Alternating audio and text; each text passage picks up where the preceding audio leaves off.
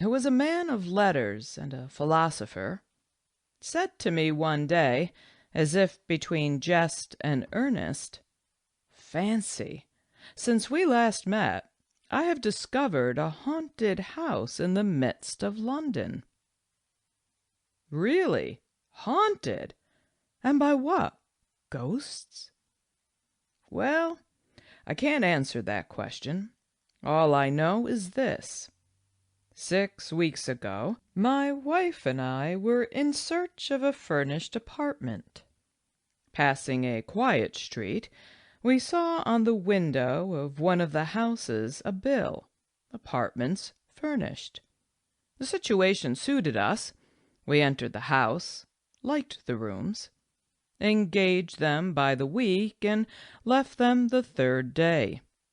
No power on earth could have reconciled my wife to stay longer, and I don't wonder at it." "What did you see?" "It was not so much what we saw or heard that drove us away. It was an undefinable terror which seized both of us whenever we passed by the door of a certain unfurnished room, in which we neither saw nor heard anything.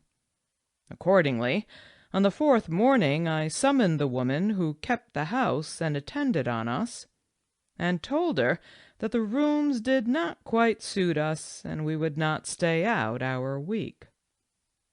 She said dryly, "I know why. You have stayed longer than any other lodger. Few ever stayed a second night, none before you a third. But I take it they have been very kind to you." "They who?" I asked, affecting to smile. "Why, they who haunt the house, whoever they are. I don't mind them.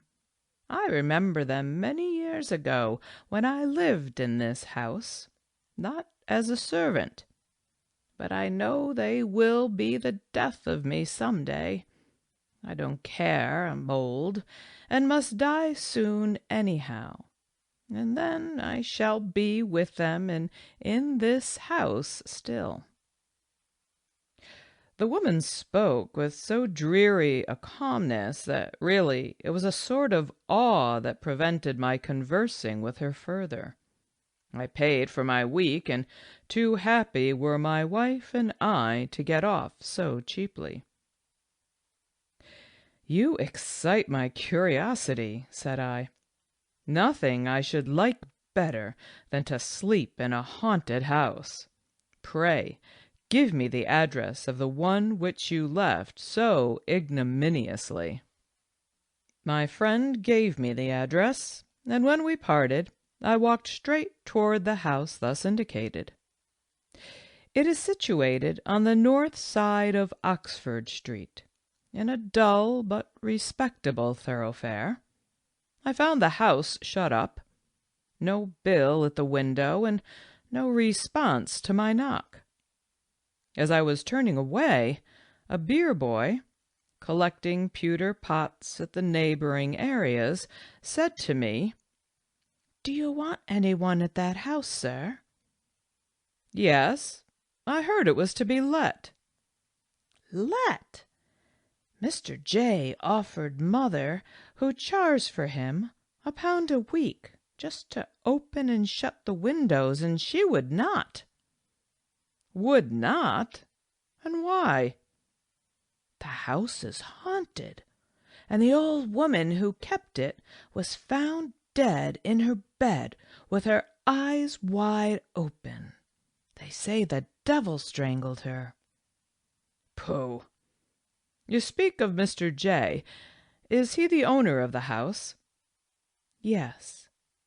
"Where does he live?" "In G Street, number blank." I gave the pot-boy the gratuity earned by his liberal information, and I was lucky enough to find Mr. J. at home, an elderly man with intelligent countenance and prepossessing manners. I communicated my name and my business frankly. I said I heard the house was considered to be haunted, that I had a strong desire to examine a house with so equivocal a reputation, that I should be greatly obliged if he would allow me to hire it, though only for a night. I was willing to pay for that privilege whatever he might be inclined to ask. "Sir," said Mr. J., with great courtesy, "the house is at your service for as short or as long a time as you please. Rent is out of the question. The poor old woman who died in it 3 weeks ago was a pauper whom I took out of a workhouse, for in her childhood she had been known to some of my family, and had once been in such good circumstances that she had rented that house of my uncle. She was a woman of superior education and strong mind, and was the only person I could ever induce to remain in the house. Indeed, since her death, which was sudden, and the coroner's inquest, which gave it a notoriety in the neighborhood, I have so despaired of finding any person to take charge of the house, much more a tenant, that I would willingly let it rent free for a year to anyone who would pay its rates and taxes." "How long is it since the house acquired this sinister character?" "That I can scarcely tell you, but very many years since. The old woman I spoke of said it was haunted when she rented it between 30 and 40 years ago. I never had one lodger who stayed more than 3 days. I do not tell you their stories. To no 2 lodgers have there been exactly the same phenomena repeated. It is better that you should judge for yourself than enter the house with an imagination influenced by previous narratives. Only be prepared to see and to hear something or other, and take whatever precautions you yourself please." "Have you never had a curiosity yourself to pass a night in that house?" "Yes, I passed not a night, but 3 hours in broad daylight alone in that house. My curiosity is not satisfied, but it is quenched. I have no desire to renew the experiment. You cannot complain, you see, sir, that I am not sufficiently candid. And unless your interest be exceedingly eager, and your nerves unusually strong, I honestly add that I advise you not to pass a night in that house." "My interest is exceedingly keen," said I, "and though only a coward will boast of his nerves in situations wholly unfamiliar to him, yet my nerves have been seasoned in such variety of danger that I have the right to rely on them, even in a haunted house." Mr. J. said very little more. He took the keys of his house out of his bureau, gave them to me, and thanking him cordially for his frankness and his urbane concession to my wish, I carried off my prize. Impatient for the experiment, as soon as I reached home, I summoned my confidential servant, a young man of gay spirits, fearless temper, and as free from superstitious prejudice as anyone I could think of. "F," said I, "you remember in Germany how disappointed we were at not finding a ghost in that old castle, which was said to be haunted by a headless apparition? Well, I have heard of a house in London, which, I have reason to hope, is decidedly haunted. I mean to sleep there tonight. From what I hear, there is no doubt that something will allow itself to be seen or to be heard. something perhaps excessively horrible. Do you think, if I take you with me, I may rely on your presence of mind, whatever may happen?" "Oh, sir, pray trust me," answered Eph, grinning with delight. "Very well. Then here are the keys of the house. This is the address. Go now, select for me any bedroom you please, and since the house has not been inhabited for weeks, make up a good fire, air the bed well, see, of course, that there are candles as well as fuel. Take with you my revolver and my dagger. So much for my weapons. Arm yourself equally well. And if we are not a match for a dozen ghosts, we shall be but a sorry couple of Englishmen."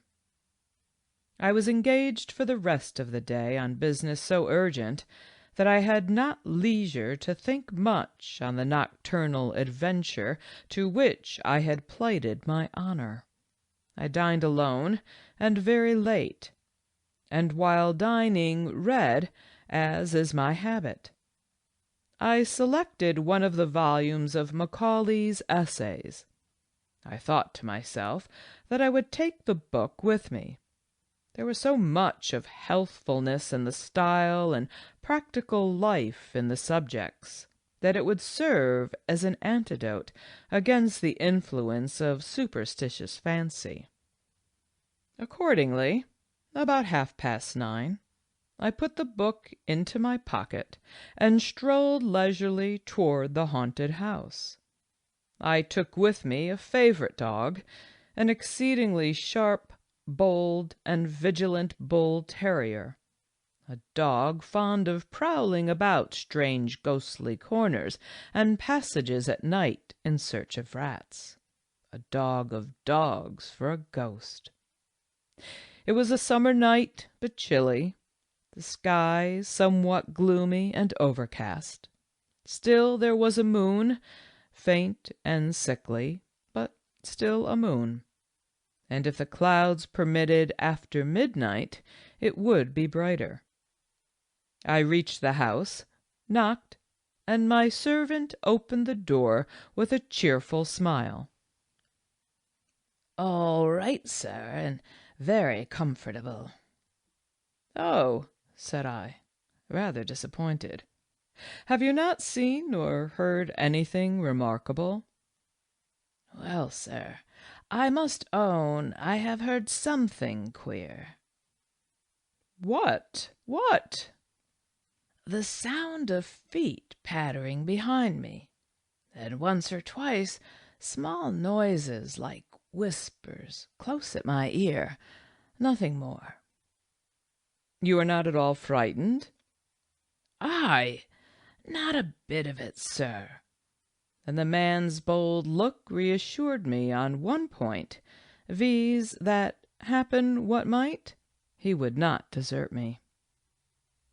We were in the hall, the street door closed, and my attention was now drawn to my dog. He had at first run in eagerly enough, but had sneaked back to the door and was scratching and whining to get out. After patting him on the head and encouraging him gently, the dog seemed to reconcile himself to the situation and followed me and Eph through the house, but keeping close at my heels, instead of hurrying inquisitively in advance, which was his usual and normal habit in all strange places. We first visited the subterranean apartments, the kitchen, and other offices, and especially the cellars, in which there were 2 or 3 bottles of wine still left in a bin, covered with cobwebs, and evidently, by their appearance, undisturbed for many years. It was clear that the ghosts were not wine-bibbers. For the rest, we discovered nothing of interest. There was a gloomy little back yard with very high walls.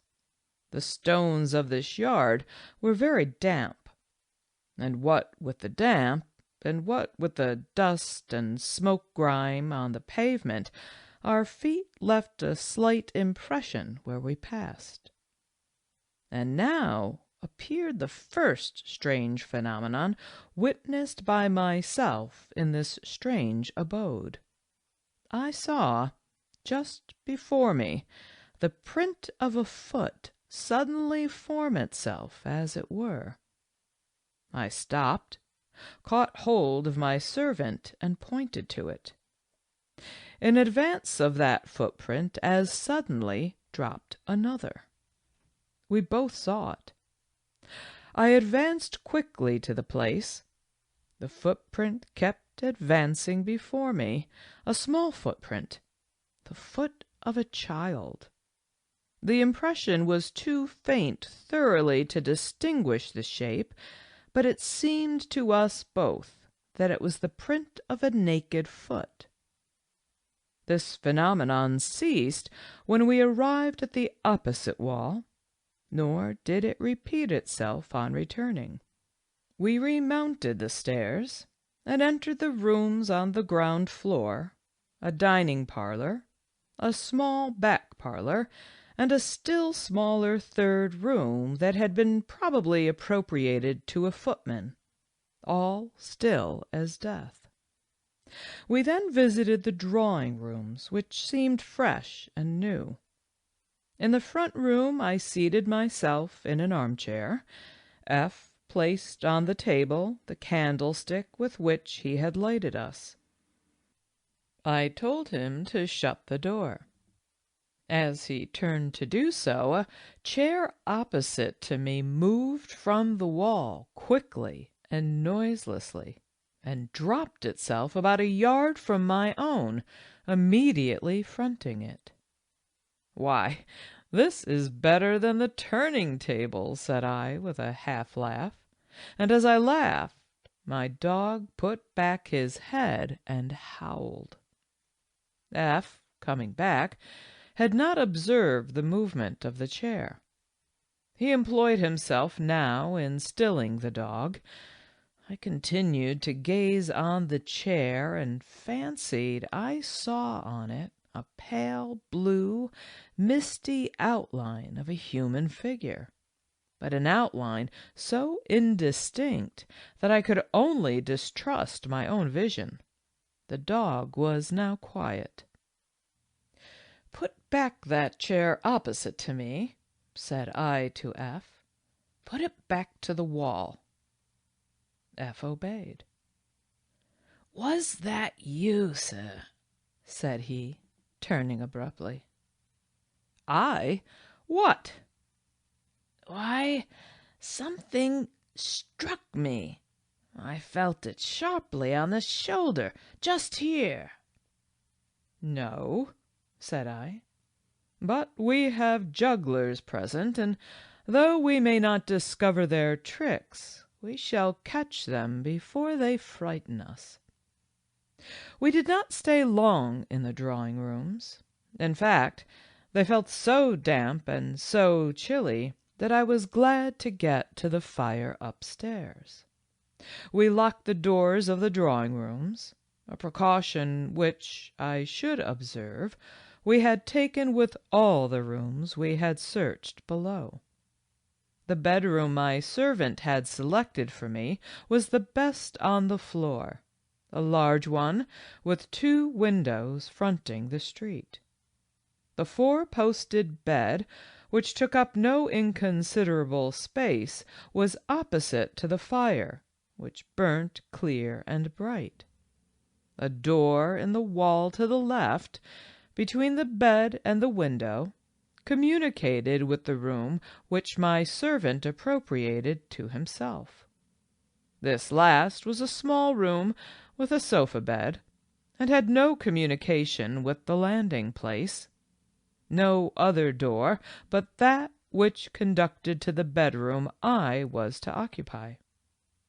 On either side of my fireplace was a cupboard, without locks, flush with the wall, and covered with the same dull brown paper. We examined these cupboards, only hooks to suspend female dresses, nothing else.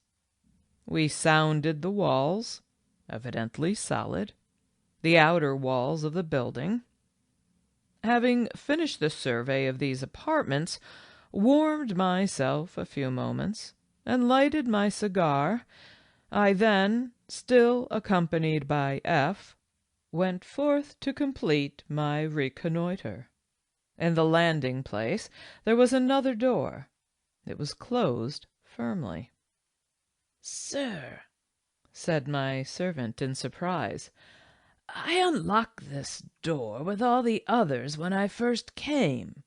It cannot have got locked from the inside, for—" Before he had finished his sentence, the door, which neither of us was then touching, opened quietly of itself. We looked at each other a single instant. The same thought seized both. Some human agency might be detected here. I rushed in first. My servant followed. A small, blank, dreary room without furniture. A few empty boxes and hampers in a corner. A small window. The shutters closed, not even a fireplace. No other door but that by which we had entered. No carpet on the floor, and the floor seemed very old, uneven, worm-eaten, mended here and there, as was shown by the whiter patches on the wood, but no living being and no visible place in which a living being could have hidden. As we stood gazing around, the door by which we had entered closed as quietly as it had before opened. We were imprisoned. For the first time I felt a creep of undefinable horror. Not so my servant. "Why, they don't think to trap us, sir. I could break that trumpery door with a kick of my foot." "Try first if it will open to your hand," said I, shaking off the vague apprehension that had seized me, "while I unclose the shutters and see what is without." I unbarred the shutters. The window looked on the little back yard I have before described. There was no ledge without, nothing to break the sheer descent of the wall. No man getting out of that window would have found any footing till he had fallen on the stones below. F., meanwhile, was vainly attempting to open the door. He now turned round to me and asked my permission to use force. And I should state here, in justice to the servant, that far from evincing any superstitious terrors, his nerve, composure, and even gaiety amid circumstances so extraordinary compelled my admiration, and made me congratulate myself on having secured a companion in every way fitted to the occasion. I willingly gave him the permission he required. But though he was a remarkably strong man, his force was as idle as his milder efforts. The door did not even shake to his stoutest kick. Breathless and panting, he desisted. I then tried the door myself, equally in vain. As I ceased from the effort, again that creep of horror came over me, but this time it was more cold and stubborn. I felt as if some strange and ghastly exhalation were rising up from the chinks of that rugged floor, and filling the atmosphere with a venomous influence hostile to human life.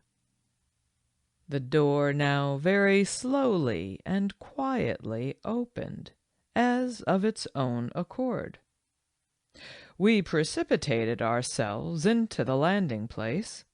We both saw a large pale light, as large as the human figure, but shapeless and unsubstantial, move before us and ascend the stairs that led from the landing into the attic. I followed the light, and my servant followed me. It entered to the right of the landing, a small garret, of which the door stood open. I entered in the same instant. The light then collapsed into a small globule, exceedingly brilliant and vivid, rested a moment on a bed in the corner, quivered, and vanished. We approached the bed and examined it. A half-tester, such as is commonly found in attics devoted to servants. On the drawers that stood near it we perceived an old faded silk handkerchief, with the needle still left in a rent half repaired. The kerchief was covered with dust. Probably it had belonged to the old woman who had last died in that house, and this might have been her sleeping-room. I had sufficient curiosity to open the drawers. There were a few odds and ends of female dress, and 2 letters tied round with a narrow ribbon of faded yellow.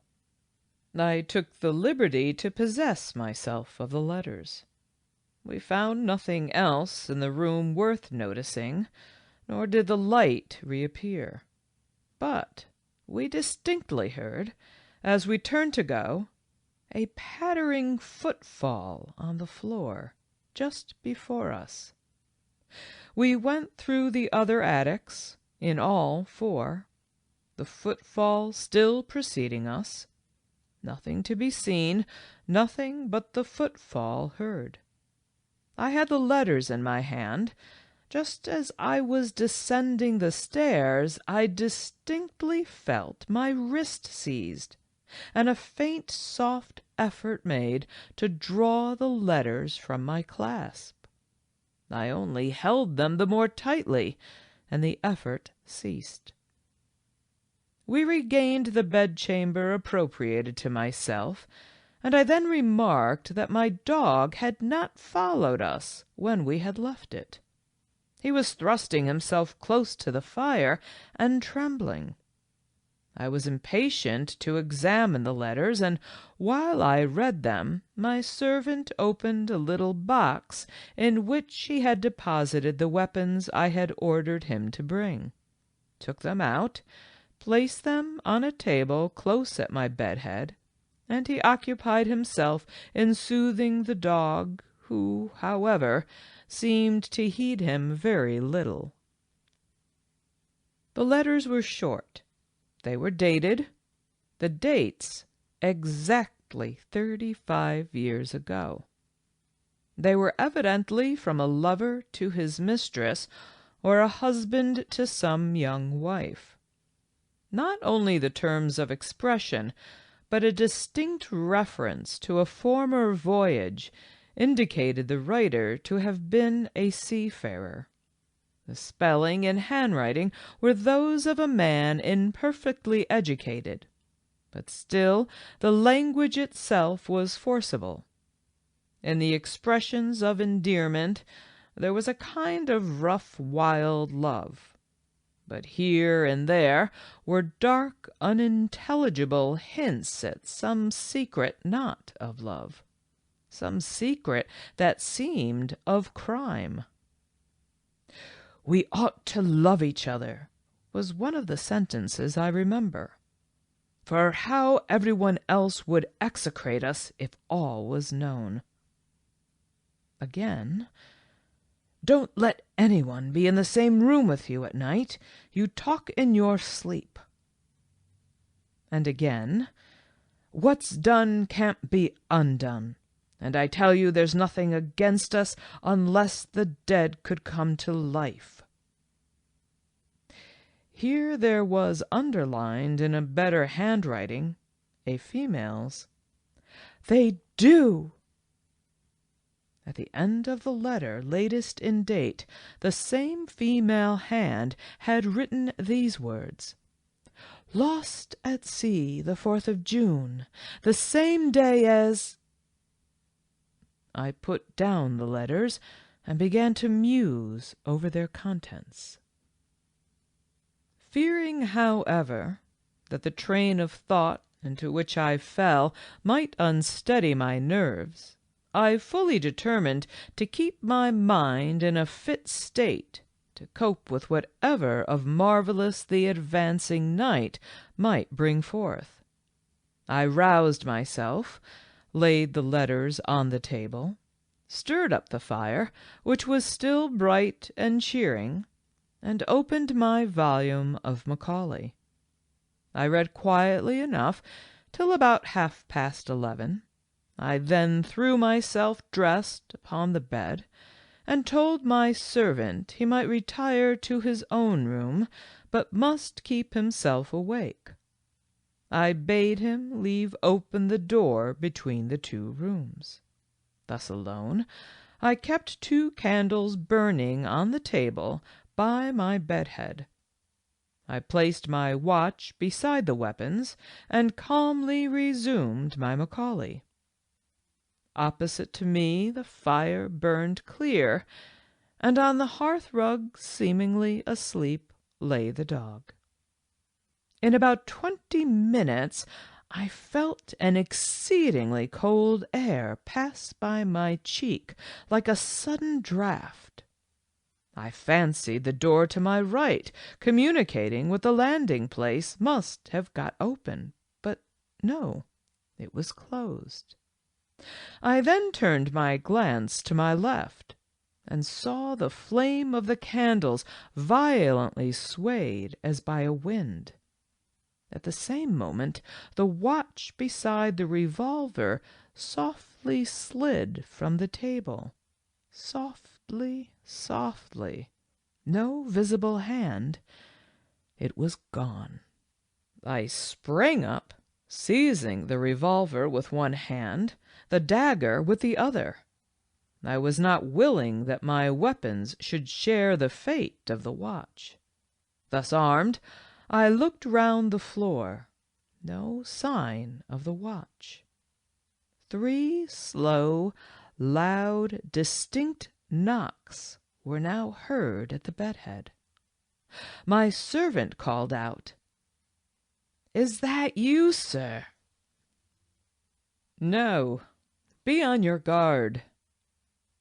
The dog now roused himself and sat on his haunches, his ears moving quickly backward and forward. He kept his eyes fixed on me with a look so strange that he concentrated all my attention on himself. Slowly he rose up, all his hair bristling, and stood perfectly rigid, and with the same wild stare. I had not time, however, to examine the dog.